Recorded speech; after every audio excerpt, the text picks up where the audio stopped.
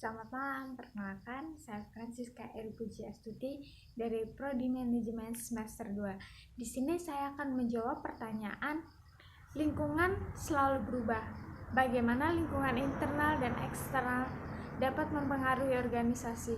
Lalu, bagaimana organisasi tersebut dapat menyikapinya? Kemudian pertanyaan yang nomor 2. Faktor-faktor apa yang mempengaruhi terbentuknya budaya serta budaya mempengaruhi organisasi? Kita bahas soal yang pertama.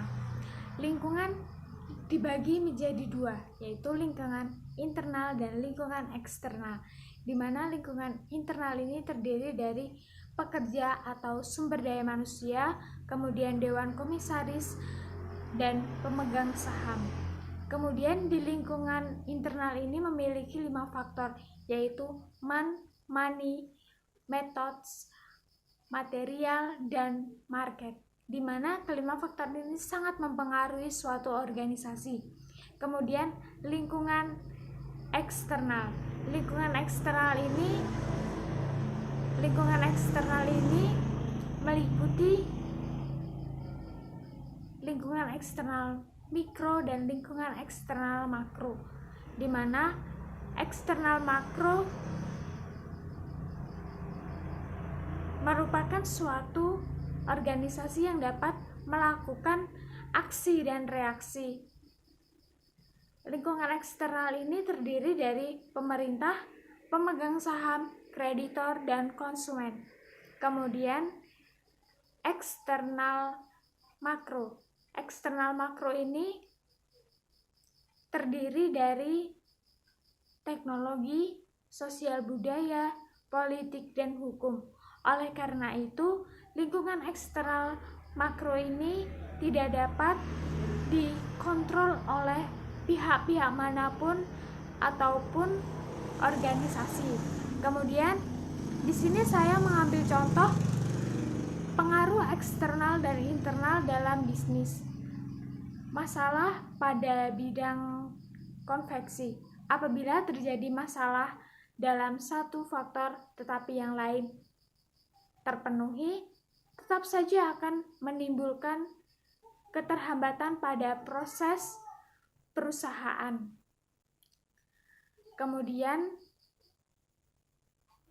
kekurangan tenaga kerja atau SDM itu tentu sangat mempengaruhi suatu organisasi karena dapat menghambat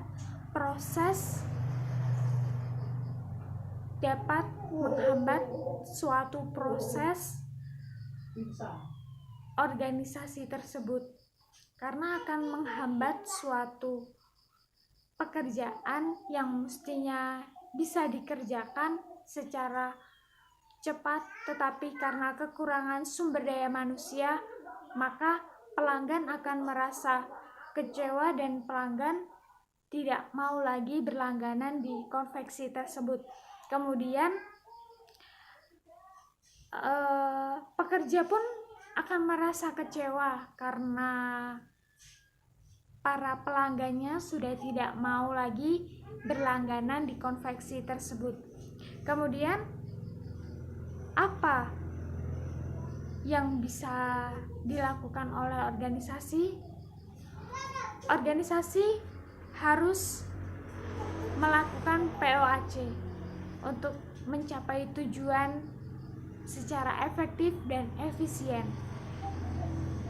Selain itu, organisasi perlu bekerja sama dan memberikan kontribusi kepada sumber daya manusia di lingkungan tersebut.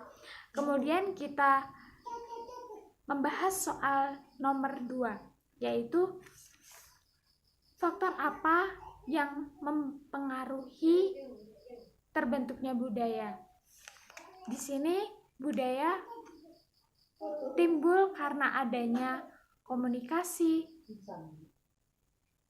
karena adanya motivasi, kepemimpinan, karakter organisasi, proses administrasi, struktur organisasi, dan manajemen style. Di sini Kenapa bisa terbentuknya kebudayaan? Karena mereka mempunyai tujuan bersama yang ingin mereka capai. Kemudian, bagaimana kebudayaan mempengaruhi organisasi? Budaya organisasi adalah nilai dan moral yang dijalankan oleh suatu organisasi. Kenapa dijalankan?